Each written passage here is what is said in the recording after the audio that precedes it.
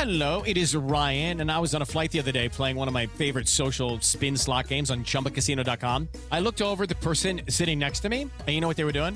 They were also playing Chumba Casino. Everybody's loving having fun with it. Chumba Casino is home to hundreds of casino-style games that you can play for free anytime, anywhere. So sign up now at ChumbaCasino.com to claim your free welcome bonus. That's ChumbaCasino.com and live the Chumba life. Sponsored by Chumba Casino. No purchase necessary. VGW Group. Void where prohibited by law. 21 plus. Terms and conditions apply. The following podcast is brought to you exclusively by the Rad Rob Radio Network. This is PBA champion Kyle Troop, and you're listening to Straight Up 5 with Johnny Petraglia Jr. As you know, JP Jr. used to be introduced as the sexiest man in bowling, and now the world. But he doesn't have the best hair in the world. I do. Sorry, bud, but you know the deal. Pick it out. Fear the fro, baby. Welcome to Straight Up 5 with Johnny Petraglia Jr.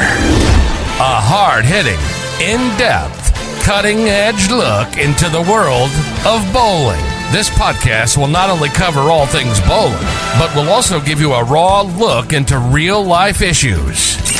You'll get unfettered access into the mind of one of the most gifted bowlers of this or any other generation.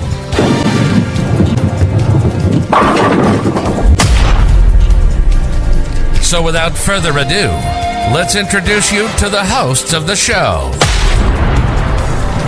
Rad Rob, Rob Francois. Rad Rob, Rob Francois. Dr. Ocho. Dr. Ocho. And the incomparable Johnny Petraglia Jr. Johnny Petraglia Jr. Hey guys, welcome back to Straight Up 5 with Johnny Petraglia Jr. I am your host, Rad Rob, Rob Francois.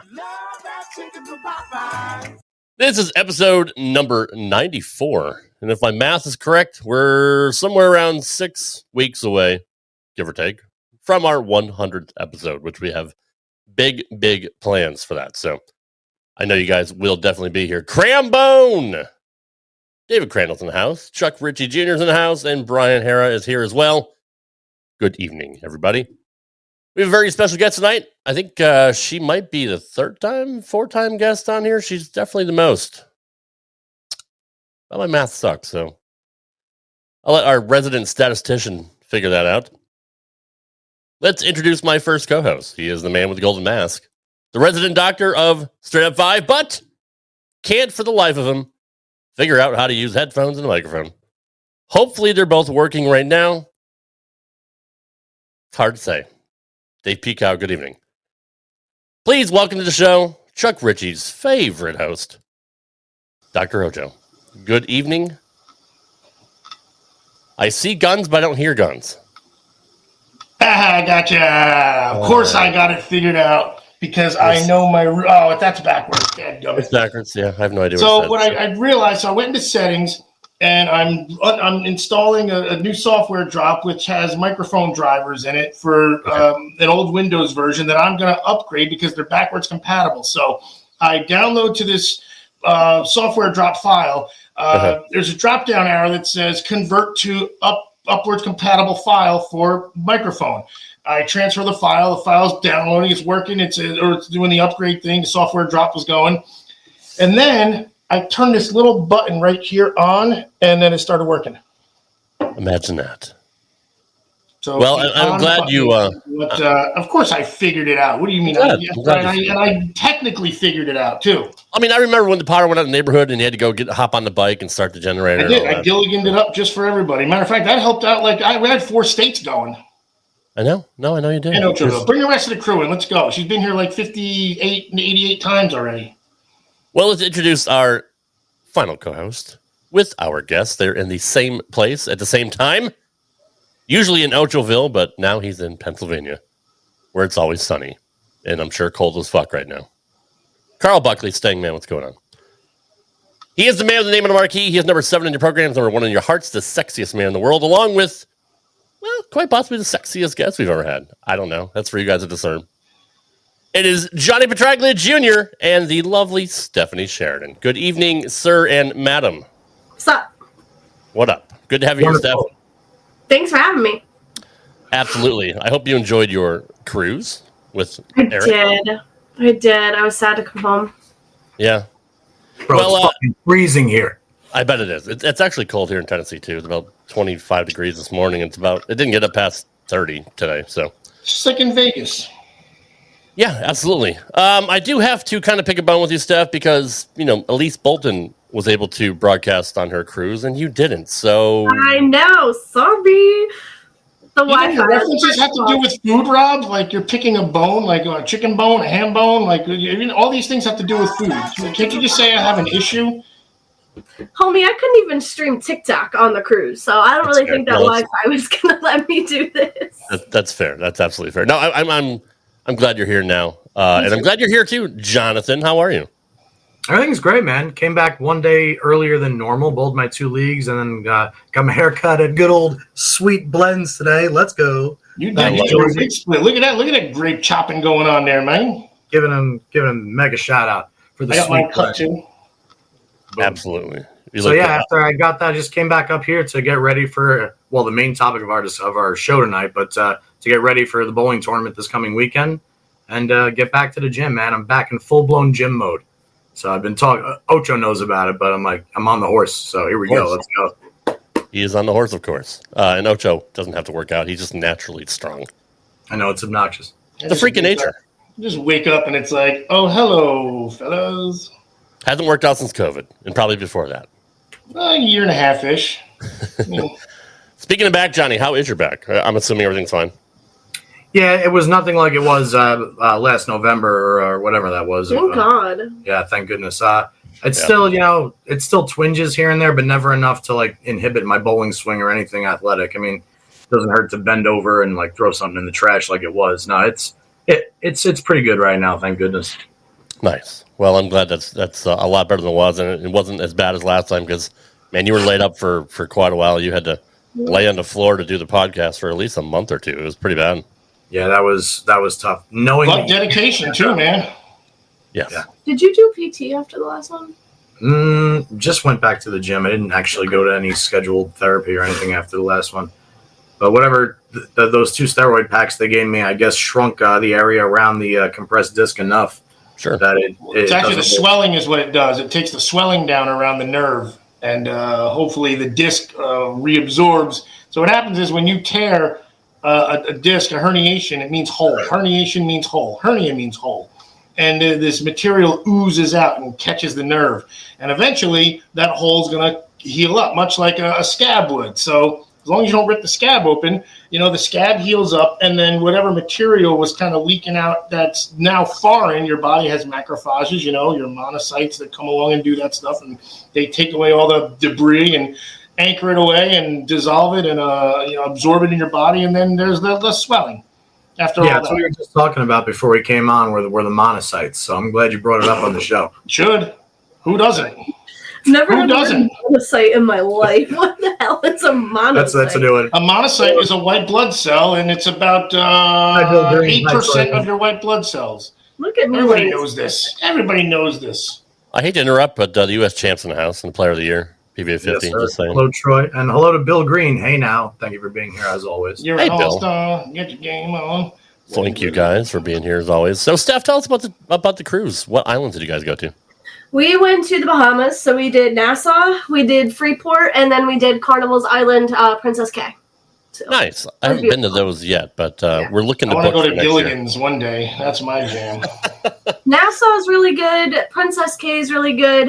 Some of the Carnival stuff goes to Half Moon Cay. That's beautiful too. Freeport's just very industrial. Where they let you off, it's just a bunch of shops and docks, and they're loading big shipping containers and everything. So it's extremely industrial unless you do an excursion and you go to the other side of the island. And then I guess they have beaches over there and stuff. But we docked at 7 a.m. and we left at 1 o'clock. So to do an excursion didn't really seem like we didn't have a lot of time. So we just kind of hung out.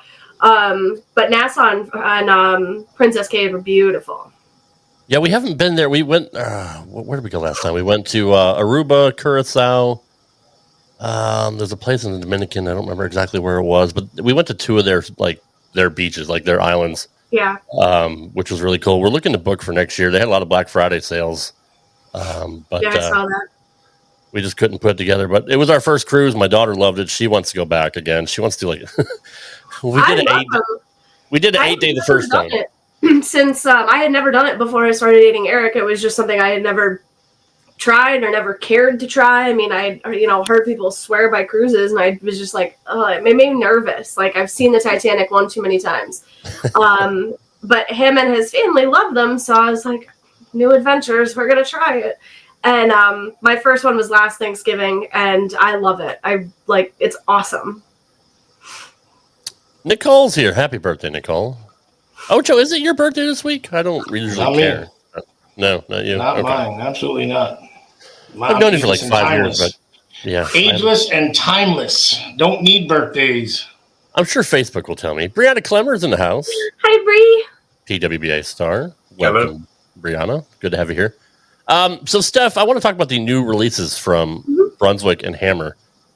There is a lot of talk, obviously, about the Hammer New Blue. We will get into that, but were you excited for any other drops that we just had recently? So I only drilled a hazmat. I drilled 2 of them. I did not drill a new yet, which is flipping Eric out because he wants me to order one so bad. But I have not gotten one yet. So I only drilled the hazmat. So that's the only one I could speak to. I drilled 1 pin up and 1 pin down. The 1 pin down is a little lazy. Like, I get 9 a lot, but it's going to be good in situations, just not the situation I've been in yet. The pin-up one is really, really, really good. It's very benchmarky, but it's really good. What do you think? I haven't drilled a hazmat yet. No, but you've seen me throw a hazmat. I think that she's spot on with the her pin down one is an excellent ball to hit the hole with, but it's 9 syndrome. You know, a half in is a 4 pin, a half out's a flat 10. A really, really good one at the bottom's a stone 8. It's a really, really, really safe ball. Yeah. But it doesn't seem to be something's not right with it, so to speak. It doesn't go through the pins properly or the way that it should. Her pin up one does. So maybe a surface adjustment on her particular pin down would help it out. But right now it'll just 9 you to death, which is good if the scores are, 100 under. If I need to bail 2-0, it's probably going to be a good choice. Right. Troy says it's incredible. Troy, yeah. Let us know in the chat what your how you drill up yours, because I'd like to know what your setup is.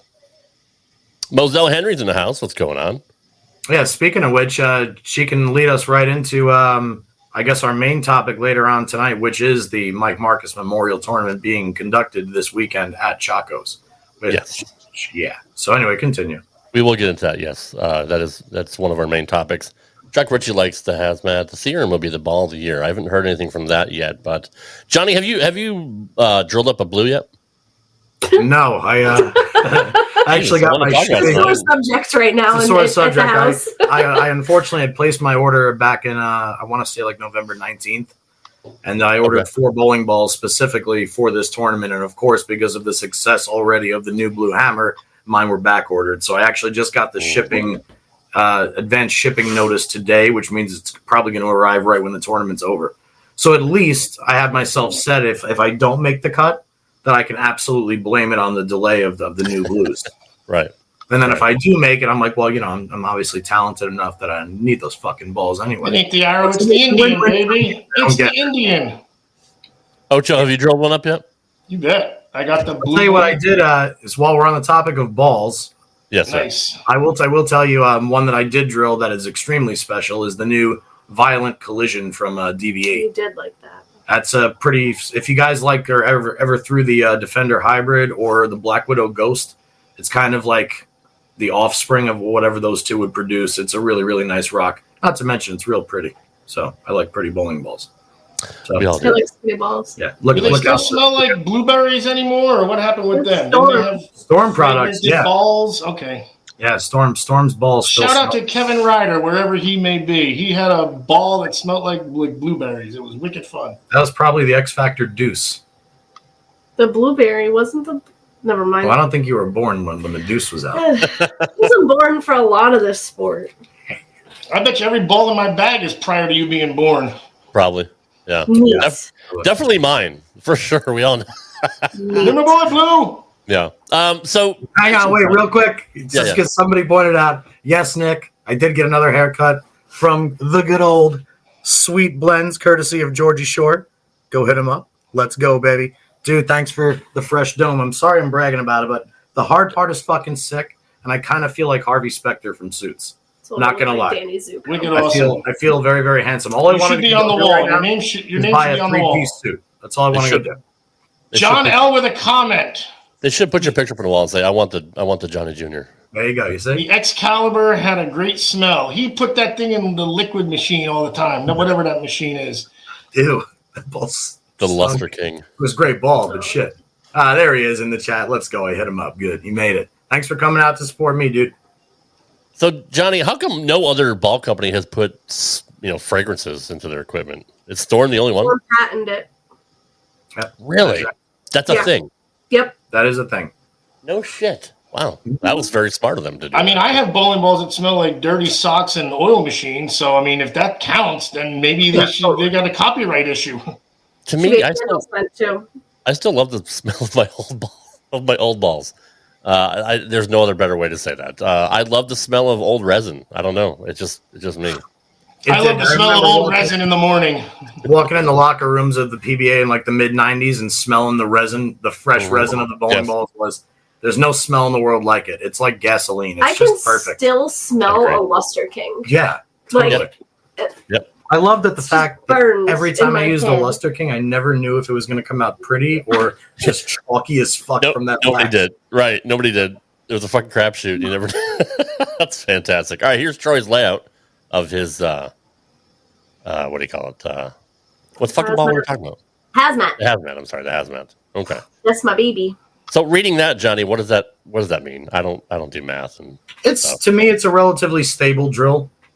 I don't know what his axis point is based off of this, but I'm assuming that'll put his pin somewhere in like the 1130 range, probably above his ring finger, slightly to the left, probably a little bit of inverted, so the CG is probably more towards the palm, if I'm reading this correctly, or if anything, it's stacked. No, wait a minute. 4.5, it's probably more stacked. But I would say it's probably, it'll certainly be a better layout for somebody like her with the pin down, but it's closer to what she's already gotten the pin up. So, that's a pretty stable, basic drill for anybody that's trying to basically let the ball do what it's supposed to do type motion. He said correct. Very good, Johnny. Well, because you just said this, I just had a conversation with someone today about layouts on bowling balls, and you said it lets the ball do what it's supposed to do. And we were talking about how people try so hard to trick bowling balls with layouts. And I had mentioned how when Mike was alive and he had the shop, he was so against doing like crazy tricks with layouts, because if you don't want the ball to do what it's designed to do, buy a different bowling ball. Yeah, I've kind of always believed that too. Like, that's fair. I understand that you can make it do slightly different things, but still keep it within the characteristics of the bowling ball. But you saying that it does what it's designed to do, it made me think of that. Yeah, it's. Does that have any merit on like them plugging up the extra holes then too, or is that something different? The extra holes basically just opened up a wider variety of layouts that would be deemed legal, because they changed the top and side weight rule. Personally, I don't really mind there being no weight holes. You definitely see a difference in the motion of the bowling balls altogether. I mean, like if you popped a weight hole in a couple of EJ's bowling balls, you'd actually see his ball go sideways, as opposed to just blending every pattern with that 550 referee, whatever he's got. I was going to ask you, Johnny, like, do the balls just roll more like forward, like downhill, as opposed to? They roll a little bit more heavy. They hug the lane surface a little bit more front to back, and especially now in the urethane era, most bowling centers you go to that have like a lot of games, a lot of lineage, the heads are starting to go pretty much everywhere you are. It's very rare to find a bowling alley that really the balls scoot through the front nowadays, because everybody's throwing stuff that burns up the head, even on a plastic synthetic lane. So, I mean, overall, in general, nowadays, the motion of the bowling ball is a lot more archy rather than snappy.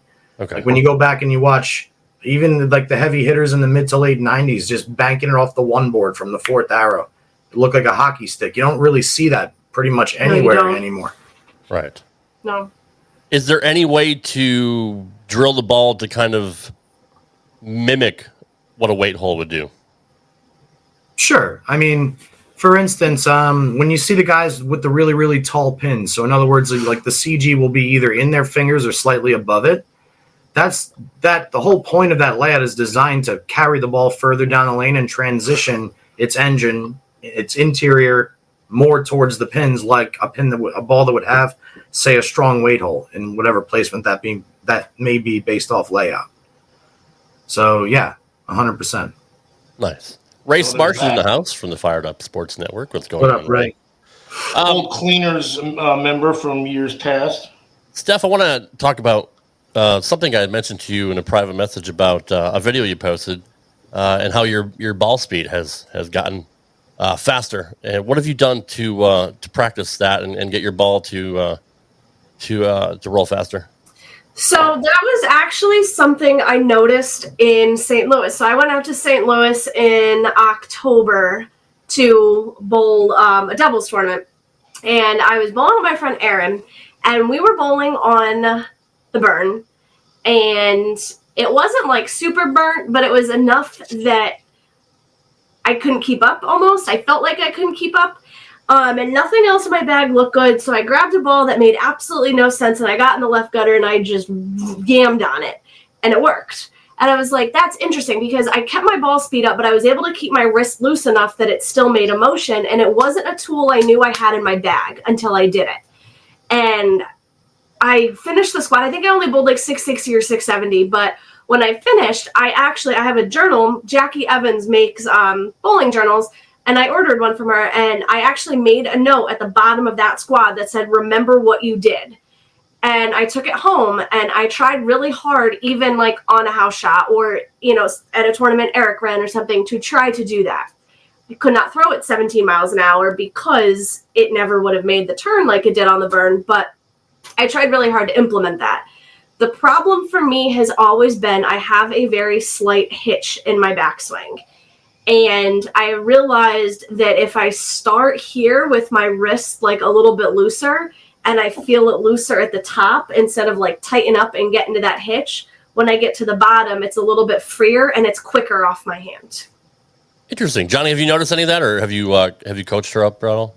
I don't really coach her, but I'm usually the first person that sees what she's trying. Mm-hmm. So yeah, of course I have the videos from week one, and you can tell an instant difference. It's a lot more leverage through the explosion point rather than control to it. A lot less bailout. Yeah. More commitment to the intended target. Like that video we saw of Dad, more through the board rather than at the board, And it feels really good too.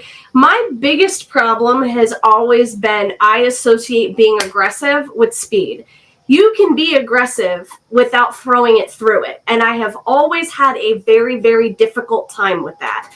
And whatever I did with my wrist as far as getting it to loosen up in my backswing a little bit so it's less, I can't do it in this position. But when it gets to the top, it's like cupped but open.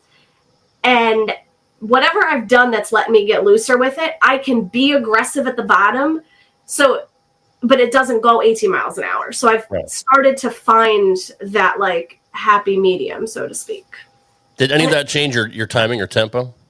Yeah, my timing's actually better now than it's been in a long time. Nice. Since I started working on that, I can count on one hand the amount of shots I've fallen out of. Wow. That's a big improvement. But I feel like my timing is considerably better than it's been. That's a big improvement. Yeah, good on you. But I guess that does dictate how the shot is as well, if you don't want to throw it too hard. Obviously. Yeah. I mean, when I came back from St. Louis, you bowled with me that Friday. It was the Friday Eric and all them were in Myrtle Beach. Yep. It was fine on a house shot because, you have a little bit more leeway. The next week, I bowled a tournament Eric ran, and there was like this much volume on the lane. It was a swimming pool of oil.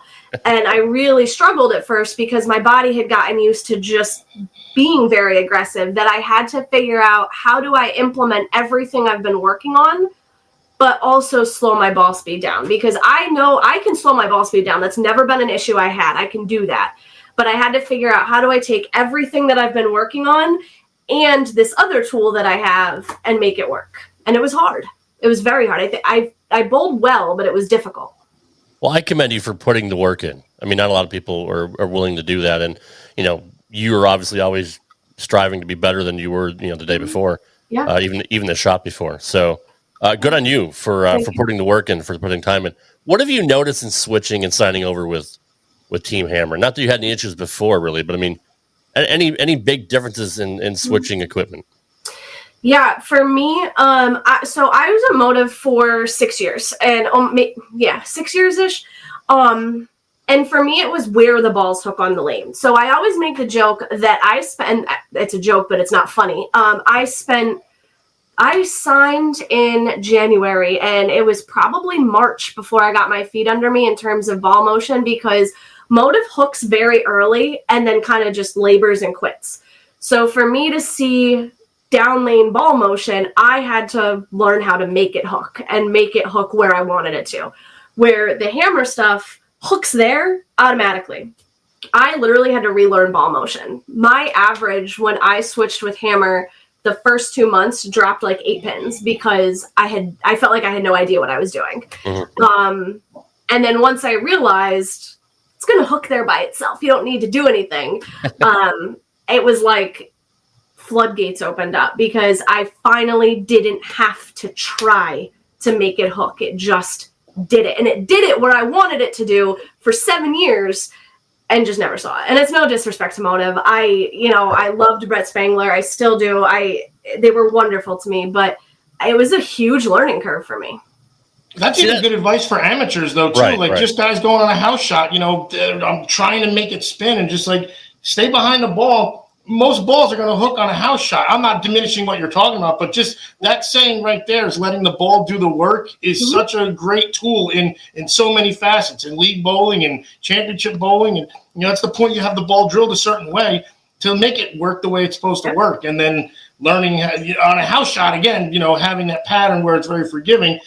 A lot of amateurs can relate for that purpose of just let the ball do the work and then move from there. Then you figure it out instead of forcing things. Anyway, quick tidbit for not like me because I'm way above amateur status with my 219 average, but for younger folk and others that are less fortunate or as inferior than I am. Well, the reason I ask that is because not a lot of people talk about that, and also there's not a lot of people that switch teams that often. So to the average bowler that may be watching this, they probably think, what's the difference between bowling balls? They're bowling ball companies. Every company should have similar bowling balls, but that's not the case. I'm not familiar with Motive, so that's kind of good to know what their equipment did before and the difference between that and Hammer. What are you currently throwing on the regular? Like, what are your go-to? I gotta cut you off because I like where you're going with this, because I was going to say this is kind of generational, and here's something you can relate to. The way she's comparing Motive to Hammer is the way that Brunswick products used to be compared to Storm. Right. Yeah. So everybody was always like, well, Storm balls go down the lane and snap more. It's kind of the reason why I got interested in it when I was in my late teens, early 20s. I tried Storm for a couple of years, like during the X Factor era. The X Factors, the Deuces, the Eraser Boost, the Blaze, all those kind of balls. The Trifecta, the X Factor Reloaded, just to give you some idea of the time period we're talking here. And automatically for me, I had to work to make a Brunswick ball hook as much down lane as a Storm product did back then. And I thought that was really cool back then. So each generation, you have that comparison. There was a period where they would say that ebonite shells would only last for 30 games and then you can never get them back to normal. That obviously went away too. But it just seems to happen. I don't know if it's necessarily the products themselves. I mean, it's obviously the products themselves, but is it more relatable to the conditions that we're on now? Because all of a sudden, Brunswick's making as much thunder, if not more, than Storm, since representing the 7 brands now. Not much has changed in the marketing or the development of the product, but maybe going back to what we were talking about earlier with no more weight holes, the slurviness of the bowling balls. Maybe now the Brunswick motion is what's needed out there. The Motive motion is obviously what's needed out there. Look at EJ. I mean, granted, he could throw anything. Sure. But anyway, I was just kind of spitballing there because I thought it was a good topic you were on. Continue. Thank you. No, I mean, with EJ, with 540 rev rate or whatever, I don't think it matters what the fuck he throws. But I mean, he was having a a lot of success this year with the Venom shocks and the. Thanks, John. I'd like to see him throw a skee ball. By the way, that'd be pretty wild. Like, if he could hit 8 pins with it, I bet you could hit 8 pins with a skee ball. I want to see him throw duck pin or candle pin. That's what I want to see. That shit's hard. Yeah, it is. Totally It really is. So hard. If you want to go down the rabbit hole, check out Candlepin Bowling on YouTube. It's Johnny did stupid. one night, and he was up the whole fucking night. It's so I have a highlight reel of the stupid. greatest shots ever. I love it. It's so stupid. Candlepins is fantastic. Why, Ocho? Why do you think it's stupid? It's stupid because the pins are still laying there, and that's such a game of chance. It's like Right. freaking playing Monopoly. Yeah. You got to learn how to play Also the a game devil. I of mean, there's chance actual to get science. 9 pins knocked down in Candlepins. It's a great betting In 3 game. shots. Yeah. Yeah. I used to watch it. I used to watch it out of Massachusetts growing up. Just When I lived That's in why it's Connecticut. only in one freaking state, in a dumb state, in an idiotic state. no, it's not too far to get to one from here. We actually have one that's in the Boston or like Providence area. Do you know how far we are from Boston, my friend? We'll get there. We're closer than he is. That's true. Not that Ochoville's like 5 hours away, and I'm We're closer. gonna go visit. Oh, Danny's not. Boston's like a solid 5 hours from here. 8 solid 5? Yeah, Yeah, 5 what'd you hours. say? I'm in 10-hour round trip drive to go duck or 5 hours. I'm in. Anyway, Duck I'm pin in is in Maryland. Charlotte or I'm in St. Louis. You can go duck hunting in a few miles instead of going duck pin bowling for Duck however pin many. was actually fun. We had a duck pin. Oh, duck pin, that's different than candle pin, right? Yeah. You said infuriating wrong. Right. In Connecticut, we had an Italian restaurant called the Villa Rose in Windsor Locks, Connecticut, right near Bradley Bowl. And downstairs, they actually had a duck pin alley, and that shit was fun. It was really, really fun to play. Those fucking pins are tiny. They're like that. When I was in college, there's a house in Maryland that has 2 bays. One bay is completely regular 10 pin, and the other bay is half 10 pin, half duck pin. And after we wrapped up with our tournament the one day, our coach let us duck pin. It's hard though. Duck pin's hard because it almost like screws up your mechanics. She wouldn't let us do it all weekend, and I couldn't figure out why. And we did it Sunday before we left. And when I got to practice on Monday, I was like, what do I do? Because it just, like, it's so... I hate to stay on this topic, but what's the difference between duck pin and candle pin? Is it? I got part of the topic too. So Duck after pins you, are I got just a big. question also. The Candle balls, pins are like No, but is it the same? You get 3 shots. Do they leave the Yeah. Yes. on the You lane, or do they get clear? 3 shots per frame to fill the box. It still works with Thanks, Jay. strikes and I spares. was so close. Jay said 4:45. I said 5 hours. Thanks, Jay. that's easy. That's an So easy what drive. I was gonna, what were you were just talking about, like how the school Mechanics. said you can't go duck pin bowling because of mechanics. Yeah. Well, ironically, when I was like really, really deep into baseball, I would never, ever, ever swing a golf club during baseball season. Fair. Because every time I would go out and play one round of golf, all of a sudden I'm swinging under every single pitch. Under every pitch. And honestly, the mechanics aren't that different, but it's where your It's just the eyesight plane. is. Enough. The mechanics are virtually the same. It's just the plane. The swing plane is so if the plane different. wants to see, 180-yard 6-iron up the gut, it's a little bit different than lining Especially one when to someone's left. throwing with their arm slot up at 95 degrees and you're throwing straight down at you. Right. Yeah, so it's relatable to anything. Always got good topics. Speaking of topics, we're 45 minutes into the show. I think maybe we should try and highlight the extravaganza that is upcoming this weekend and like throw some information out about it. I think it's one of like the main reasons, other than the obvious, as to why she's here. No, absolutely. And We actually have some notes. Let's see. and if you want to bring Eric into it to talk about it, you can if he feels Did like you it. put cheaters on? Are those Yeah, yours it's a long purposely? story, man. It's a long Jesus, story. Johnny, you're not even 40 yet, are you? And now It's they're on the front of your I'm starting to nose? get blurry when I drive, so I don't even want to talk You about it. texted me that, but I could just talk Oh, about it. good. So I didn't actually. Well, I apparently don't need the notes because they're on her phone. they're in my brain. They're also a little bit in my phone, yeah. What do you want to know? Johnny, put the glasses in your mouth as if you're thinking. Like with the arm. I think that'll be a good pose for like the channel. So tell us about this tournament coming up. So it's the 3rd year we're doing it. We run a very large tournament in memory of Mike Markis. Mike passed away in April of 2021. And my favorite part of running this tournament is this entire thing derived from an idea he had. So before he died, he and I talked about wanting to run a really, really, really big event. And I know I've spoken about it on here before, but he wanted tons of money, tons of side money, like just a really big event that's going to attract a very high caliber of bowlers. And, you know, we spoke about what he wanted in terms of formats, and it's not going to be a house shot. It's going to be really hard.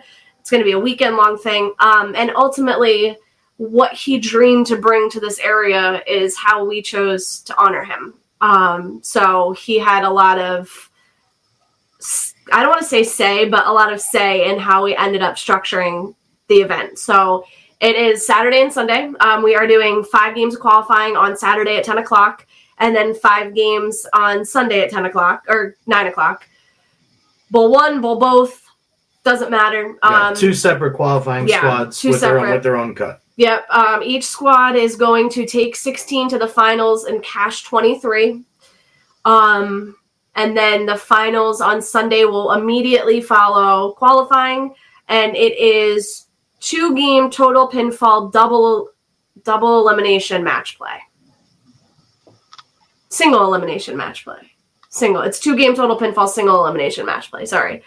And then it's 6,000 on top. It will be streamed on Facebook and YouTube all weekend, so check it out. We do massive raffles. We have a huge bowling ball raffle. We have like 39 bowling balls. We have a ton of autographed memorabilia from, and I'll get to some of the names, from bowlers, from NFL players, a ton of that.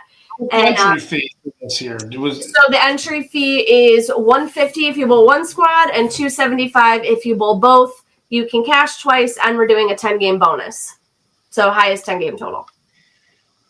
And you've always had really good turnouts for the previous two. We're filled, so we have 114 people both days. And it's a star-studded field too. There's no short of greatness here this weekend. U.S. Open champions, Hall of Famers. I mean, Rookie of the Years, Player of the Years, you name it, they're here.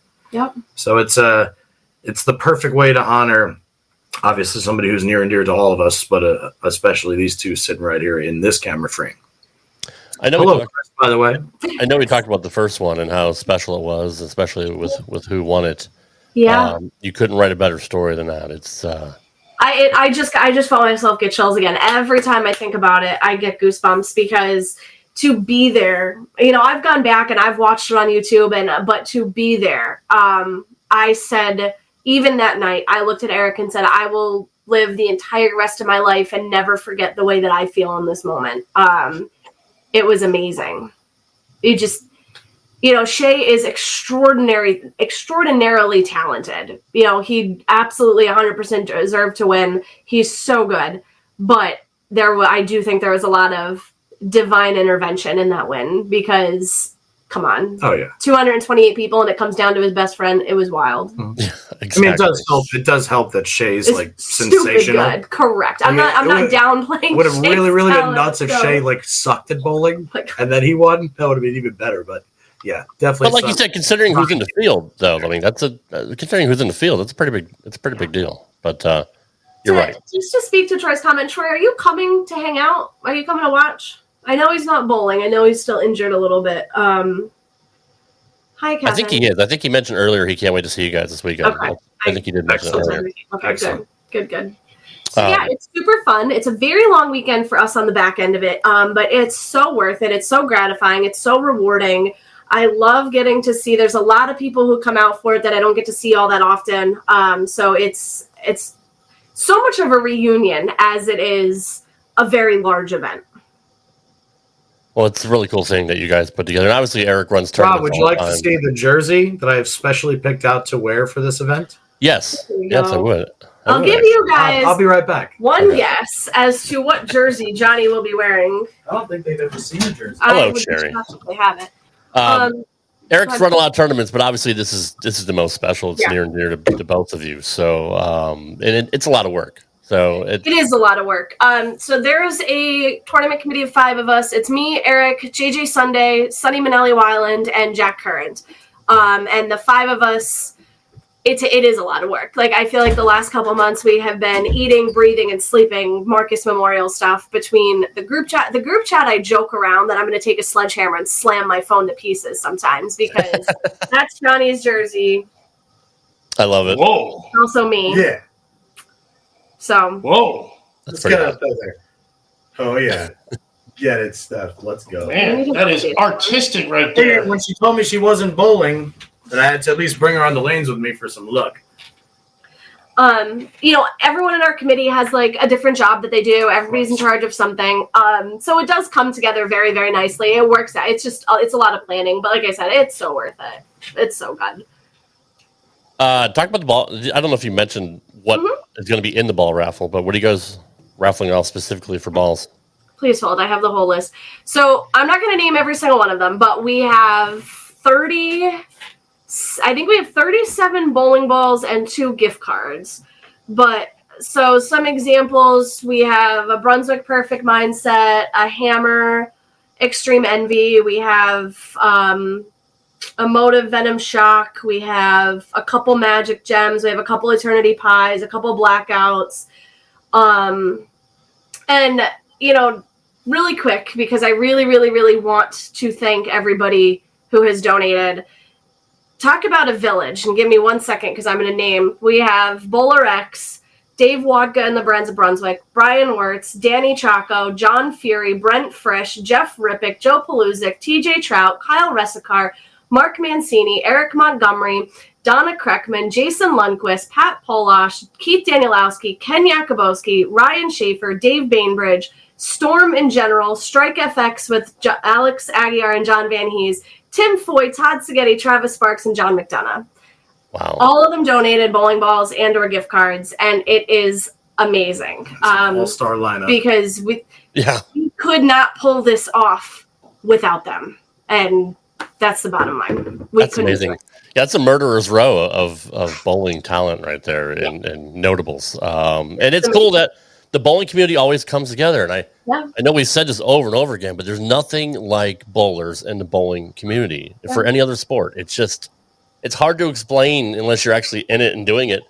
Because people think bowling, like, what the fuck? Like, your average person going to go there to have beers, like Ocho, and just not even give a shit about what they do. But they don't understand, like, so much, the type of people that a little family. Yeah, and absolutely. One thing I was worried about was, running this tournament year after year is how do we sustain donations? Because it is year after year. These are small businesses. I respect that, they don't have millions of dollars behind them where they could just keep throwing at charity and stuff. And it was amazing because this year, so many of them came to us and said, when are you accepting donations? When can we start giving you bowling balls? What do you need from us this year?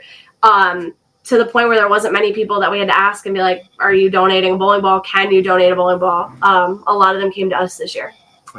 It's amazing. Not to mention it is amazing.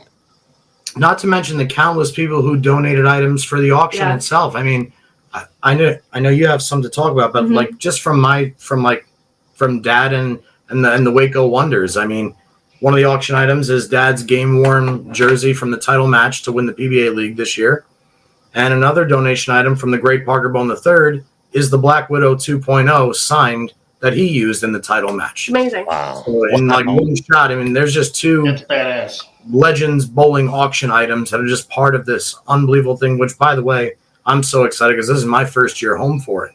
I've been in Vegas for the first 2 events. True. So this is my first time getting to experience, my late best man's tournament. Like, let's go. Talk about getting the extra boost of confidence. My God. Are you going to bowl or are you just hanging out? Me? He's bowling. I'm bowling both squads, baby. Stone soaked. Let's do it. That's awesome. That's really cool. My mouth just died. If you guys want to carry on for a second, I got to go plug it back in. Okay. What candy? The bastard stole my candy. Did he say his mouth just died? His mouse. I heard mouth too. His mouse. Like, his mouth just died. We can only be so lucky. Or how are things over in Ocho? Being so close to the water, is it as fucking frigid there as it is here? You betcha. And it's windy. Gross outside. I could actually feel the frostbite taking over my hands while I was having a cigarette earlier. I put short. I went with long pants as of yesterday. I put the shorts When I went to Sweet Blends to get my hair chopped off today, I went there in fucking flip-flops. What an asshole. No that's socks. A douche move. Yeah, that's dumb. I was doing my laundry. I had no socks left. It's starting to bite a little bit, but I mean, you got that thin blood from Vegas now, so you got the zero humidity blood. So It's you'll have to thicken it up, man. You got to get outside and get your mitochondria firing, man. Speaking of fucking Vegas, it's almost December 12th, and then it's the return of the prodigal Evelyn, who everybody came to love and adore. Yes. She's now going to be an East Coast dachshund. As she should be. I'm right. When are you going to pick her up again? I'm sorry, I didn't hear. The 12th? I fly out December 12th, and I fly home December 13th. Nice. Fun trip. It's very quick. I put a big order in on Chewy, and I got her at least 5 sweaters. That's awesome. Dude, I'm telling you, she's literally a wiener. She's like the true wiener dog. She needs an Oneaters shirt. I've never had a pet. My parents didn't let me have any pets when I grew up. I was allowed to have a goldfish, and I had hermit crabs, which were traumatizing in and of themselves. I was never allowed a dog or a cat, so I'm so excited. Never understood the hermit crabs. No, me either. You can draw your pictures on your bowling ball. Bowling balls look like eyes and a mouth, so you could just put a nose on them and have your bowling balls as pets. Right. I don't know what we're talking about. In high school, we had to carry around a bag of sugar for a week. So, I mean, like, that's a step. What? Wait, what? Well, that's why I'm such a good parent. You are a great parent. I've seen it. You betcha. Good man. Wait, I'm confused about the sugar. Is that for like... It was a fake baby in like home ec or parenting class. Yeah. I bet. Wow, that's... Well, I was very active because me being Ocho, they were like, you especially... You need to learn how to do this stuff. I mean, we at least had like dolls. You're going to be having kids all over the world. Right. We had like dolls that would like sensors would go off if you dropped on its fucking head or something like that. Like we were pretty high tech back in the day. But sugar, yeah, I mean, same thing. They never made me drop a bag of sugar. What happens? It leaks, just like bleeding. Okay. That's it. No, that's of course, Tina picks up on the age of the shirt. Speaking of shirts, the hammer patch. It was because I said we needed an updated one. Yeah, we did. We need an updated We do one. need an updated It still fits though, that shirt, so it's still going to be worn. My jersey. Speaking of shirts, we're proud to sponsor Stephanie's league team. Yay! It's so fun. I'm so excited you guys did it. Yes, and his uniforms are really, really cool. Yeah, they came out super nice. Shout out to Brian Kasparowski at Nunzi's Advertising because they did our t-shirts. They came out great. So 10 out of 10 recommend using them. Definitely. Yeah, they're great. Yeah. They also do the big giant check for the Markis tournament. It is donated from Nunzi's every year. And then they also did mini show checks for our scholarship winners. They are coming in tomorrow, so and Nunzi's does all that too. So they're awesome. That's good. That's really cool. I didn't know all that. That's yeah. One thing I've always wanted in my bowling career is to have a room where I have a big check hanging. Chase is in his man cave in his basement. It's awesome. Like the second you walk down the steps, it's like right there on that wall, and it's super sick. And Happy Gilmore had like 10 of them. Remember that? You've seen John Fury's at Howell, right, Och? Is that? Oh yeah, that is. I do. That's right. That's right. I never knew where his was. Right in the shop, right over the register. Well, actually, on the left side of the register. But, I didn't know that. That's amazing. Wow. We saw Danny Wiseman's check too in his trophy. Danny's got a lot of nice checks, bastard. Danny donated a lot for this tournament too. We were talking about the memorabilia and stuff that's all raffled. Danny donated a lot too. Which was super. He donates every year. He's awesome. We love Danny. He is awesome. He is a very cool dude. We've had lots of great guests on the show this year too. I mean, it's been a pretty big year. Yeah, you gotta put together a best of or something like that, like the best quips, and most of them will be for me, obviously, but like the best quotes and fun anecdotes and whatnot. And we're definitely working on merch with some of our taglines and some of the things that our guests have said, especially when Simonelli was here. Do you remember what that quote was, John? You don't. Okay, that's fine. Something about acing it and only getting 5 or something like that. Oh, ace another one for 5 or something? So I love acing it and getting 5 again. That's what it was, yeah. And then we had Jacob Buttriff with waddle, waddle, quack, quack, a throw or something like that. Like, that's another one. But we can't, that's his, obviously. But, I mean, it was still. Something smash at the bottom. Oh, right. Waddle hook smash or some shit. Something like that, yeah. Whatever it was great. What did Sherry say? She went to the website. Sherry, I will send you a message on Facebook with That's the my other email. doubles partner. Oh, fun. Yes. With the email for the guy I go through. I'm back with the glasses, just so you know, Och. No, that's good. It looks like you're thinking, man. It's pretty I'm hot. going to be super annoying for a second. The other thing I wanted to talk about Talk about whatever you want. That's fine. Is the some of the raffles that we have. So we have we've talked about the memorabilia. He was talking about his dad and Parker and like the league show stuff. I mentioned Danny. This year, there is a gentleman out by us. His name is Tim. He was able to get us like NFL stuff. So we have a Kellen Winslow jersey. We have a junior or senior. I don't know the answer. Number 80 from the Chargers. All right, senior. That's good because Kellen Winslow Jr. is like a criminal, so that's all. Neat. Cool. We have an Eric Dickerson signed helmet and an Andre Reed signed helmet. So Colts or Rams? Getting raffled off. That's really probably cool. for the Rams, right? Because the Rams. All right. Yeah. And we also have Belmo stuff this year, too. So we're also raffling off a Jason Belmonte poster and a jersey signed, which is awesome. I'm so excited. That is really cool. That's awesome. So we have a lot of really, really, really good stuff. That is Tim in the chat. Tim, thank you so much for everything that you have done for us this year. It's amazing. We're so excited to have everything. It's going to be a good weekend. I'm excited. Yeah, me too. It's going to go by like that. It takes us a year to plan, and I'm going to wake up and it's going to be Monday morning. Yeah, it's going to be like a wedding. Right. Well, hopefully you don't have a hangover after like you do after a wedding. A wedding that you want to go to. Exactly. Right. Hungover on success after I win. Boom. You know what type of hangover I have on Monday after the tournament? The sleep deprivation hangover. The one where you're like lethargic and sick, but you're just tired. I don't know how to explain it, but that's you did. You actually just explained it. The sleep deprivation. Perfect. You did quite a job. We've all experienced it at some point. Like you feel hungover, but you're not. Yeah. Yeah. Well, I'm glad Johnny's gonna be able to be there and bowl. Like that's me cool. too. I've said that so many times to him that I'm so excited he gets to actually experience it because, like I said, you can watch it on YouTube all you want, but to be there is very, very special. Mike's mom comes out every year. Mike's brother comes out every year and watches and hangs out. Chris actually bowled the last 2 years. I know he has a knee injury, so he's not bowling, but his brother Chris will come out and his mom Julie will be there. So it's really special. Troy, you'll always be my partner. What are you talking about? You're the one that went off and became player of the year and left me here. What I love about Troy is he switched from Facebook to YouTube, and he's not even good with technology. His video was on YouTube too. I was surprised. Maybe he wanted to follow along and just didn't want to look at us anymore. Maybe he did. That's true. I just commend him for being able to get on both. So I mean, that's cool. Wait, we're still visual on YouTube. We're always on both. We always stream YouTube on the TV in the living room, and then I have Facebook pulled up on my phone so I can comment, but then we're watching it on the TV. That's right. That's how every week. True story. That is pretty cool. And he comments from both. Like, fuck, dude. What can't Troy Linton do? Not much. Throw it right-handed. Just kidding. He probably can. Probably straight, I guess, but that's a compliment.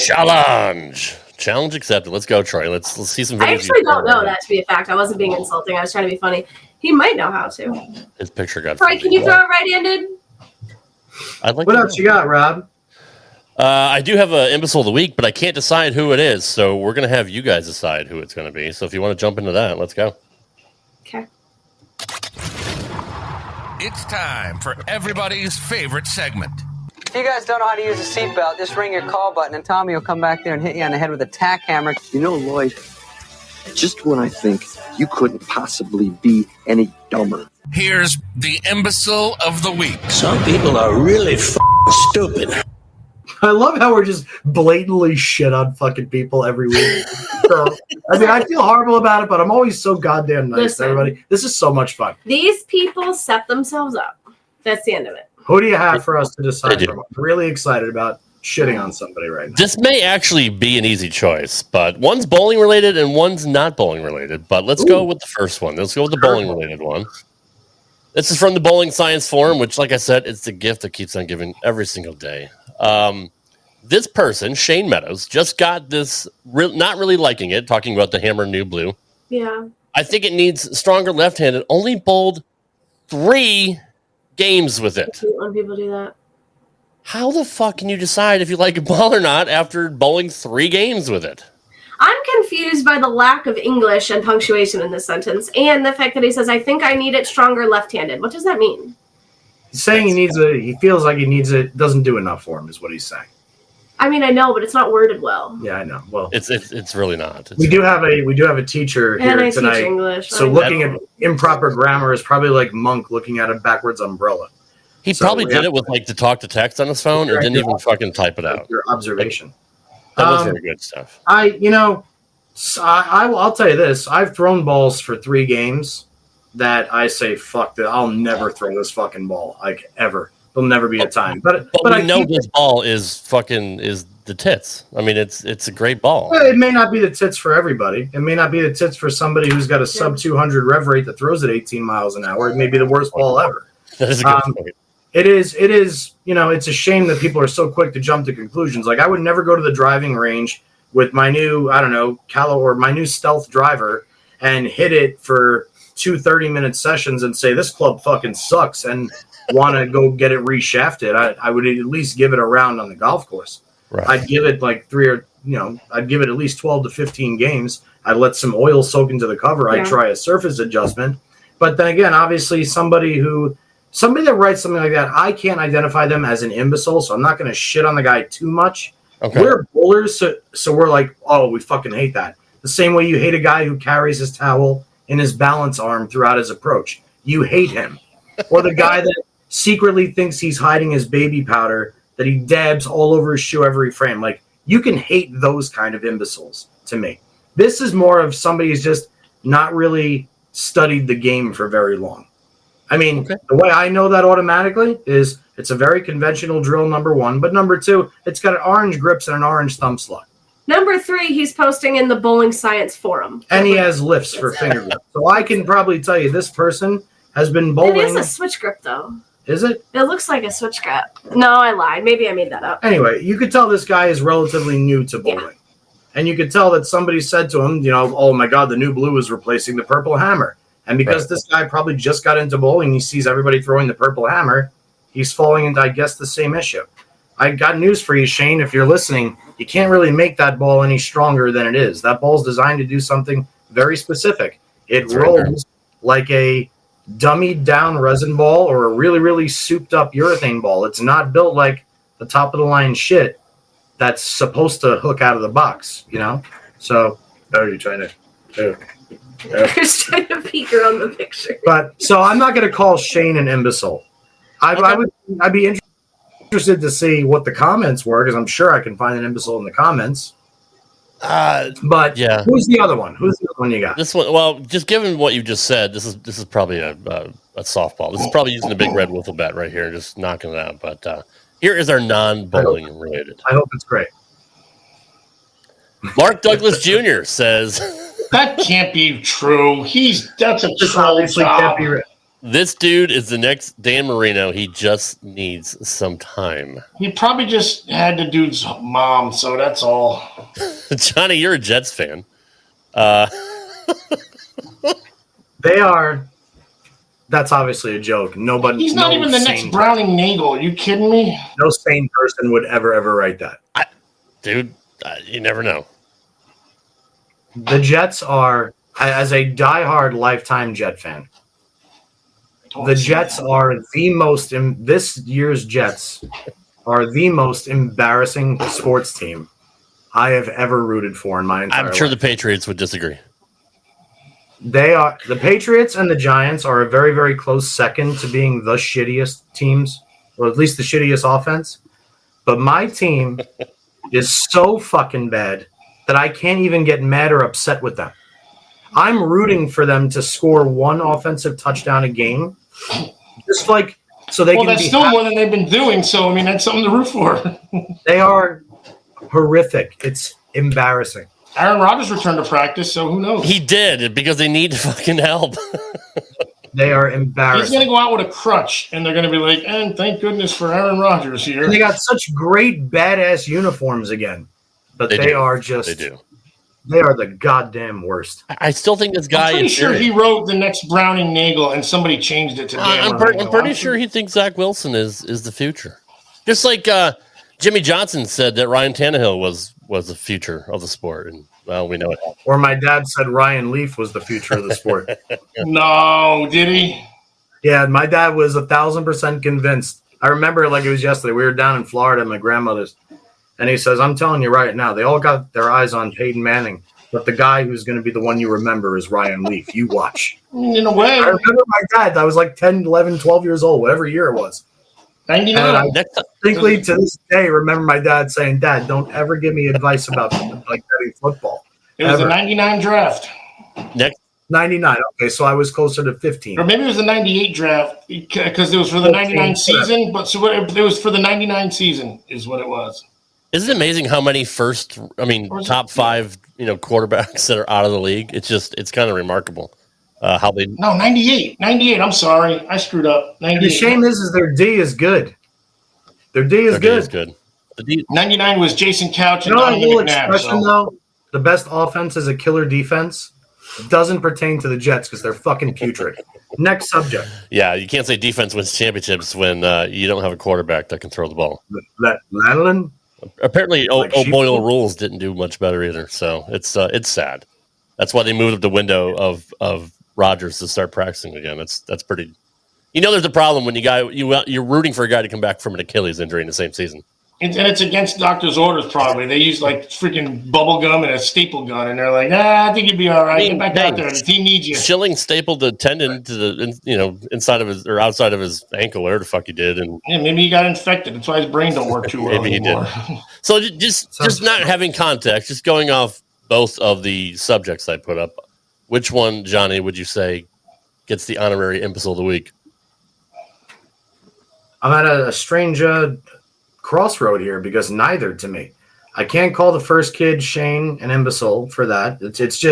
It's an uneducated post for educated bowlers. That's really all it is. But the same way I observe the orange finger grips, the orange thumb hole, and the lifts. Those are like 3 telltale signs that the guy's either new at bowling or doesn't average 200. And typically people that don't average 200 or are new at bowling certainly don't know how to dissect what a bowling ball's supposed to do. All they do is see videos on TV or like Brandon Bone. I saw a video of Brandon Bone throwing the new blue hammer earlier. Nobody throws the ball like Brandon Bone. Nobody's going to make a new blue do what Brandon does. But people like this go look at that and they're like, oh, okay, great, I'll go do that. I don't get what happens in bowling that doesn't happen in golf. Like, I don't watch somebody hit a driver in golf and say, oh my God, I need that driver.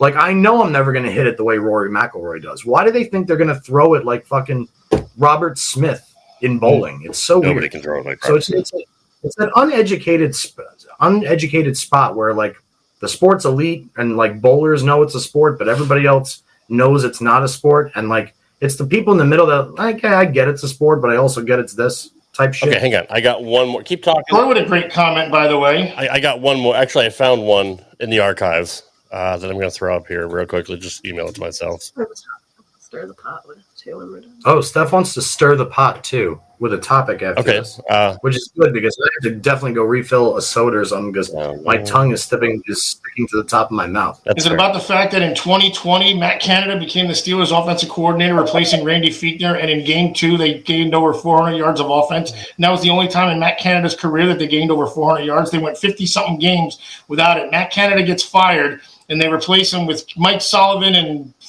Eddie Faulkner, and the Steelers gained 400-something yards. They double what Cincinnati had. They've been outgained in every game this year. They've been putrid, and even though they still only scored 16 points, they had some semblance of an offense this week. Amazingly, 59 weeks for crying out loud. Stir the pot, I don't think that's why my tongue is sticking to my mouth, but All right, hang on, Johnny. Are you the guy in the commercial for like medication that's like really quick speed reads may cause death, seizures, strokes, and heart attacks? No, I don't need it. I can look at flashing lights and I get even smarter. Are you Mike Ross from Suits? Pretty much. I mean, that's actually what we started watching that because I feel like I look like Martine lady was like, this is like you. You see something once and you got it memorized like a freaking idiot savant. Get your rent. Now I know who you're talking about. That's funny. Okay. That's funny. So when I posted last week that John Mosley getting a drink, is this for Steph? No. Hang on, John. Hang on. Don't roll out. You'll be fine. So I posted last week that we were going to have John Mosley on the show, and this was a comment that somebody had that I ended up blocking him. This guy is absolutely the imbecile of the week. Doc Sullivan. I said we're gonna have PBA legend John Mazza on, and he comments, "Legend." He comes up in like people you may know all the time, and I don't know him, so yeah. But I see him everywhere on Facebook. He definitely has a habit of writing some garbage in and that's malpractice if he's calling himself a doctor, by the way. That's so true. let's get him sent to the board. No, he's not a doctor, dude. He's one of the 7 dwarfs. Oh, that could be. I'm sleepy or dopey. I am. He's so I am. Kind of looks like it in the picture. No, I'll give it to him this week. 100%. Yeah, he got it. Yeah, he got it. I don't know if it's trying to be joking or not. I don't know. Like if Bill Green wrote that, I would know. I know exactly. Know it's a joke. Right. I think it was fun. Right. You know, but I don't know this person, so I don't want to jump to conclusions. But if he's trying to be funny, if I knew him more, it would be funny. But the fact that I don't know him, I take it as insulting. Watch your mouth, Kevin Hart. Yeah, I mean, I didn't know if he was joking or not, but he seems to have the tendency to want to, I don't know, people that are just unhappy. True. Try and make other people unhappy, dude. Yeah, but he also comments on pictures of girls a lot. Yuck. Gross. Yeah, that was gross. Well, he got insta-blocked after that. Hey, Doc, not only are you an imbecile, Doc Sullivan, but stop creeping on chicks' freaking Facebook pages, you wackadoo. That's Ocho's job. I love that you wrote, and Doc is blocked. I know, I saw that. That's actually the best thing on there. Well, thank you for that, guys. That's a no-brainer. So, Doc Sullivan, you're this week's Imbecile of the Week. Thanks, Doc. And he's probably so happy that we mentioned him tonight, too, because he's probably been trying to get mentioned somewhere. No, because if he's blocked, he's not going to be able to see it. Oh, wait, I didn't block him. He didn't block him. And he comments on my shit all the time. And YouTube, he can see that. All right, Doc, I'll give you a chance here. If you're listening or watching and you respond back to something or send Johnny a message or something and say that you were either fucking around or you meant it. Let's put your balls where your fucking mouth is. And then just back it up with facts. Like if you now, for instance, if you want to come back and you want to say, because he only won 7 titles and he didn't have any majors and he only bowled on tour for 12 years and this and that, and maybe didn't have enough time. And if you want to say all that, then I would simply say a legend never dies, dude. I'm not talking about what he only does on the bowling lanes. I'm talking about his presence. I'm talking about his gifts and his commitment to his craft, his family, in all fucking aspects of life. That, to me, legend status is when you've achieved greatness in all aspects of your life to a point that, like, you go to bed at night and you fucking love yourself. Bro, he quit the tour because his son. He quit the tour because his son said, "Daddy, I can't take you being away anymore." That's a real fucking man. Exactly. That's, oh, wow. You know who else did that? That's so deep. Dave Houston. Yeah. He won 3 U.S. Opens, and he's a Hall of Famer. And the only reason he's not on tour is because of family also. He's a legend, whether he's a legend or not. And you know, in the bowling eyes, which he Doc, is. how many That's doing? Like that's your main mode of like putting food on your table, and then you're like, okay, I'm gonna have to figure something else out. That's some freaking pressure, man. And Doc, how many fucking shows have you made, cocksucker? I've made none. Oh, you weren't talking to me. Were you talking to Steph, or are you talking to that? Talk to that Steph. That Steph made more shows than this stuff. Does that Steph look lefty? Yes, she does. That's what I was saying. For the audience here, they're in mirror mode, so she's really not a lefty. She kind of looks like me at the finish. I was just saying that. I was just thinking that too. The way is that kind of what I look like? Is my your arm is out a little wider. You're not more over your face. You're kind of out a little. What? I'll have to watch again. I don't know. I feel like my balance arm is more. I don't know. In this picture, it's like my balance arm. I'm usually like this. It's not like Walter Ray's, which is over here. True. Listen, my balance arm is here, and my finish is right here. I don't give a shit where exactly. Nope. Are we wrapping? She said she wanted to. Yeah, no, that's fine. No, because we're over. Doc Sullivan, We're over an hour. Go fuck yourself. Johnny, if you want to go get a drink, that's fine. Steph, if you want to cover whatever you want to cover. Are you all still good on time? Because now we've kind of turned this into a BS session, which I'm fine with. The viewers. I have to go soon, but I don't. All right, then let's wrap it up then. I want to hear her bitch about something. This will be fun. Oh my god. Okay, so if you Stir it, I'm going to get a drink. Unfettered alert. I'll bring this. So I want to talk about the controversy that was something that happened at the Northeast Megabucks this past weekend. if you have a pulse and you've been on social media in the bowling world, you've probably seen something about it. So Alex Aguiar, and I love Alex very, very much. This is not on Alex. This isn't on Chris Vial, who runs it. It's just a general, I'm curious about opinions statement.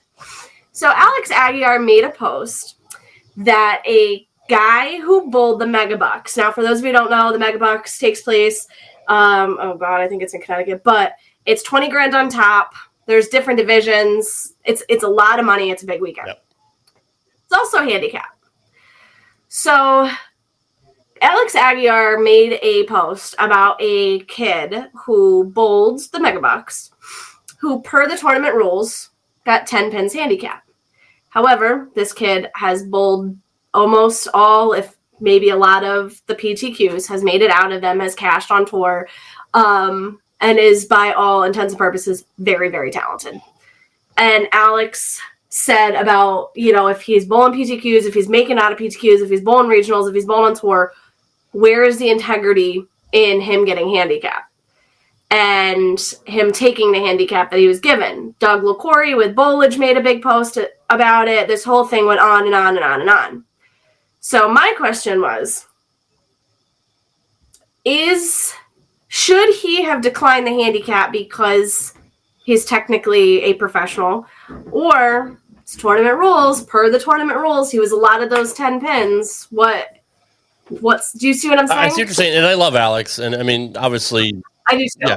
And this isn't him. It's not on Chris Vial. Right. It's very to me, I understand where maybe because, he is as good as he is, he said he would decline the handicap. I get that. But at the same time, if the tournament gave it to him per the tournament rules, he didn't do anything wrong to deserve several posts on social media with several hundred comments on each one. Right. And if he's going to turn it down, then it's going to set a precedent because, what if another pro comes in and doesn't turn it down? Well, he turned it down, but the other guy didn't. What the fuck? To me, if it's in the tournament rules, it's fair game, regardless of his. And that's kind of where I was. I know. What was your take on it? That you wouldn't. I have a skewed take on this entire topic. Let's not be beating around any bush because of my name. And I got, for instance, let's take me out of the equation. If for some reason Troy Lint went to a bowling tournament and they gave him 10 pins of handicap, do you think in his right mind Troy would ever take the 10 pins? Of course not, right? I would never, ever, ever take the 10 pins because I personally am under a microscope more so than other people when I'm in a bowling alley. It's just the nature of the beast. It always has been and it always will be. So they're looking for something to dislike about me already. So the last thing in the world I ever do, like when I bowl in adult junior tournaments, I never, ever, ever get in brackets. Right. Ever. You're not in any side action? No. I don't want anybody here to think that my last name is taking their money while they're bowling with their kid. Just won't do it. The same way I would never, ever, ever take handicap. Let's say they take my USBC Nationals average, which is 201, and they decide that I enter an 80% at 240, and they want to give me 15 pins of handicap because they're going based off my USBC average. I would never take the pins. I would be crucified way more than who she's talking about was crucified. However, if you're somebody who's going to bowl an event and it's $20,000 and nobody knows who you are and they're going to offer you 10 to 20 pins or something along those lines, their view may be entirely different than mine. Maybe that $20,000 changes their life, and nobody's going to know the difference. And that person's not going to know who's talking about him because he's not known in the bowling world. It's going to be answered differently by whoever you talk to. So whatever you value the most, if you value integrity the most, you don't take the pins. If you value money the most, you take the pins. If you value your image in the eyes of other people, you don't take the pins. If you are literally there and you don't give a shit about what anybody thinks and you're out for yourself, which is perfectly fine too. There's a lot of people that are very successful doing that. Then you take the pins. But do you see where my controversy there was? Of course. It's a very interesting topic to me. And people will say whatever they say. Like Sherry said, tournament rules are tournament rules. Whether it's the kid's fault or not, it was the kid's choice. He did have the opportunity to say, no, I'm not taking Here's the other thing, though. So I actually said this to Eric the other day because we were going back and forth about it. The comments on Facebook, social media is a very cruel place. I know this kid. I like this kid. He's very talented. He's a good person. we don't know that he didn't get to the tournament check-in and say, no, I don't want these. And they went, tournament rules are tournament rules. We have to give it to you. We don't know that didn't happen. And he never stepped in. He never commented on anything on social media. He never made a post of its own. He's just kind of been laying back and chilling. So we don't know what happened behind the scenes. Did he try to? If he didn't, technically that's his right too. But I just thought the whole situation was very curious, and I did like your take about, your name and all of that. Mm-hmm. My other takeaway is Chris Vial runs amazing events. The Megabucks are fantastic. Maybe going forward, is there a rule implemented where if you are a PBA member, you forfeit all handicap? Is something along those lines to prevent this? Joe Sciano is getting 6 pins. He's a wickedly talented player. I mean, he's also, he's injured, but he was getting 6 pins based on the rules. What are the actual rules? I don't know if you explained it, but I mean, what would the reason? What are the pins based on? I have to look it up. To be honest with you, I didn't dig too deep into it. So, from my understanding, there were divisions, and whatever division this kid fell into, he got handicap in, and then the divisions all bowl down to their finals, and then the finalists of each division bowl for the 20,000, which was kind of how I took it as I followed it through the weekend. If somebody's in the comments and wants to correct me, please do. But as far as what the handicap rules are, I wasn't 100% sure. I'll tell you this, Rob. I doubt the rules said this. If you choose not to accept the handicap that's given to you, you are disqualified from the tournament. True. I'm pretty sure that's not in the rules. Well, right. So that's her side. That's that side of the coin. At the end of the day, whether the rule is there is no rule that says if you don't accept the handicap, you don't bowl. Correct. There's no way they're going to say you can't bowl because you're giving yourself less of a chance than we're giving you. So that just wouldn't happen, right? Yeah. So at that point, it becomes a judgment call, and it's a character call. It's exactly what it is. That's what Alex said. Here's a comparison, dude. When you go to when a visiting team hits a home run in a ballpark and you catch the ball, now there's going to be 2 guys that catch the ball. The first guy is a guy that's been drinking beer all day and he's with 10 of his buddies. What do you think the chances are that he's going to throw the ball back? Everybody's chanting around him, throw it back, throw it back. He's going to throw that goddamn ball back, right? He's going to make friends with everybody in the crowd. He's going to make friends with his audience. Now let's say the second guy that catches the ball makes $25,000 a year, and he was able to scalp 2 tickets for him and his 2-year-old son. And he catches, or his 6-year-old son. 6-year-old son's got the glove on. The guy catches the ball. Everybody in the stands is cheering, throw it back, throw it back, throw it back. You really think that dad's going to throw the ball back? That dad's hanging on to that ball to give to his son. Meanwhile, everybody around him is booing him. Oh, you're not a true fan. Fuck you, you piece of shit, blah, blah, blah. They're throwing fucking popcorn at him. Now, who's the real asshole there? That's what I would never do. I would hang on to the ball if it benefited something more important. But to me, my integrity is a hell of a lot more important than 10 extra pins a game. That was Aguilar's point. Right. That was exactly Alex's point. It was just an interesting conversation. It was just something I wanted to bring up because, like I said, I could definitely go in. And I don't even know. Sorry to cut you off. Okay. I don't even know who the guy is. I'm not going to say it. He's probably a great person. He's probably a great bowler. He probably knew nothing of the sort. He's bowling this weekend. He's bowling our event and nonchalantly probably just went out and bowled. He's good. He's very talented. Yeah. He'll be there this weekend. But he stayed very quiet about it, which I also kind of respect. Right. Totally. He didn't try to fight anyone online. He just kind of. you're never going to win when you do anyway. So he was. And again, I'm trying to give both sides of the coin here, like I do, and whenever any topic has come, I'm trying to see at it from both sides. I may lean one way or the other, but I definitely get both ends of the spectrum. I get both ends deeply. And to speak to Troy's comment really quick, he said Chris is awesome for running this event. God bless him and all that's involved. It's an incredible tournament. It's amazing. Chris has run it year after year.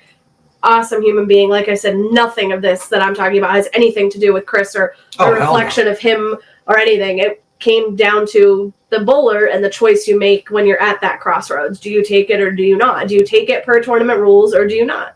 Yeah. We're talking about one of my groomsmen at my wedding in Alex Aguiar and one of my idols growing up in the amateur ranks of Chris Viale. These are 2. We have one guy, this is both like blood to us. We're mainly talking about what would you do? And again, it all boils down to it's definitely a personal choice and an in the moment type decision. You know, it has to. I don't think $20,000 is so much money, though. I think, and this person is very young. I think he's younger than me, but it's hard at this age. It's hard at any age to be presented with the opportunity, just to play devil's advocate, to win $20,000 and kind of have that little bit of advantage and say no, thank you. That's hard. I would think, right? Yeah. Totally. Yeah. No, I mean, I get both sides, and I don't think there really is a wrong answer. I think it's situational based. It is. Yeah. Okay. So anyway, that was my stirring the pot. It was a great stirring the pot and a great, awesome topic. It really was. Ocho, I'd like to get your thoughts on at least real quick. Yeah. He wasn't getting like 30 pins or anything like that. I mean, I don't know if he won by 2 or something. I don't know. But the fact that he stayed quiet, he went the golfer's route, like, I don't know. Had anybody said, hey, why don't you just take the go scratch on this one? He might have. So maybe he just made a little educated decision on his part, and I would have won. That's all. Yeah, we obviously, if you're there, it's no question. I'd have to be eliminated automatically.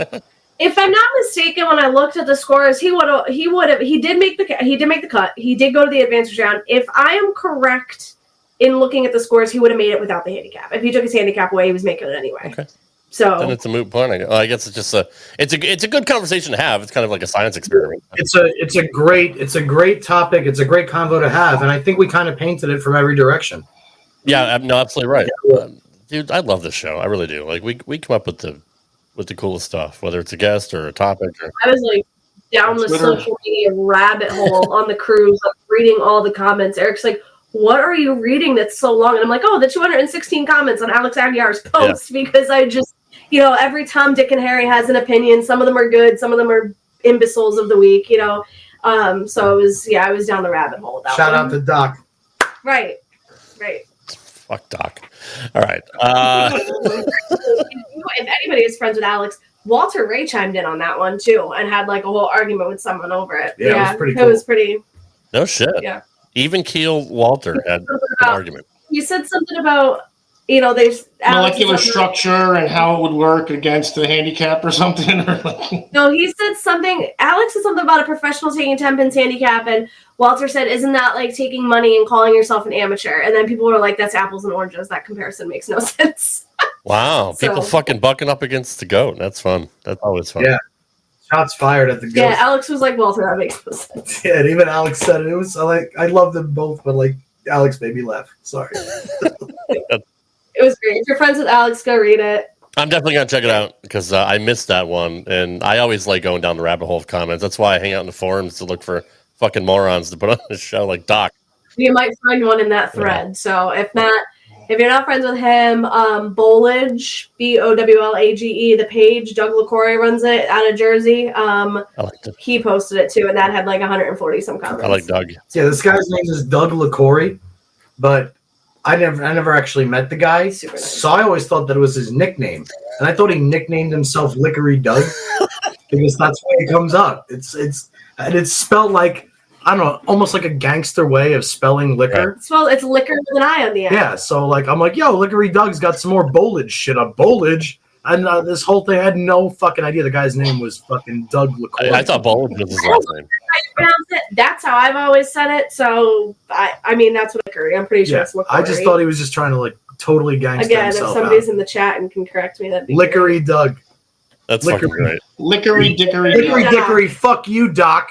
Yeah, fuck you, Doc Sullivan. You fuckhead. The doc has been blocked. That's right. Meanwhile, I just almost jabbed her with this. Are we done? That was like a whole screwdriver. Rob, what's my Twitter? That's why we can't have nice things. Right. I don't know, Ocho. Nobody goes on Twitter anymore. It's called X now, by the way, Ouch. Rob, what's my X?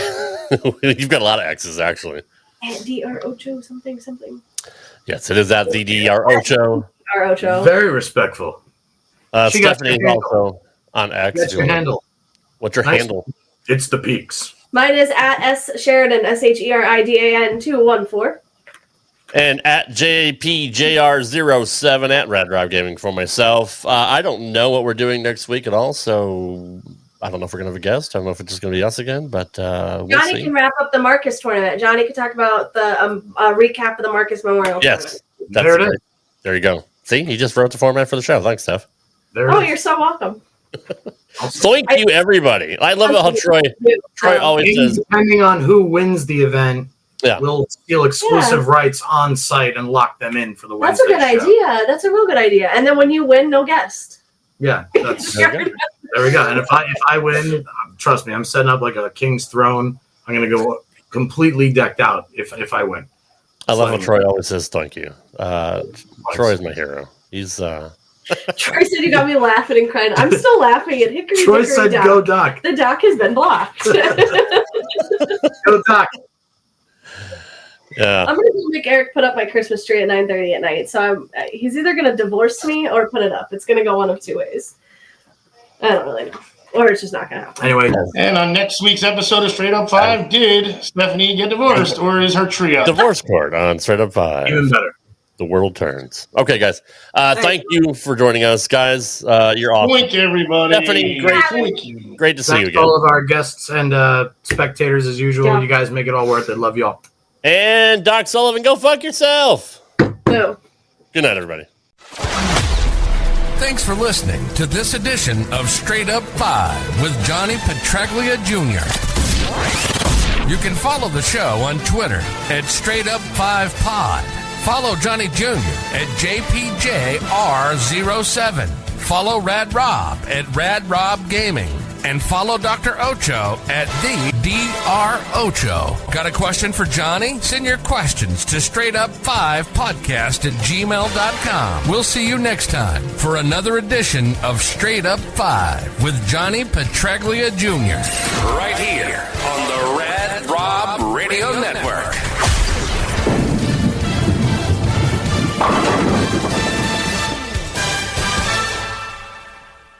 Hello, it is Ryan, and we could all use an extra bright spot in our day, couldn't we? Just to make up for things like sitting in traffic, doing the dishes, counting your steps, all the mundane stuff. That is why I'm such a big fan of Chumba Casino. Chumba Casino has all your favorite social casino-style games that you can play for free anytime, anywhere with daily bonuses. So sign up now at ChumbaCasino.com. That's ChumbaCasino.com.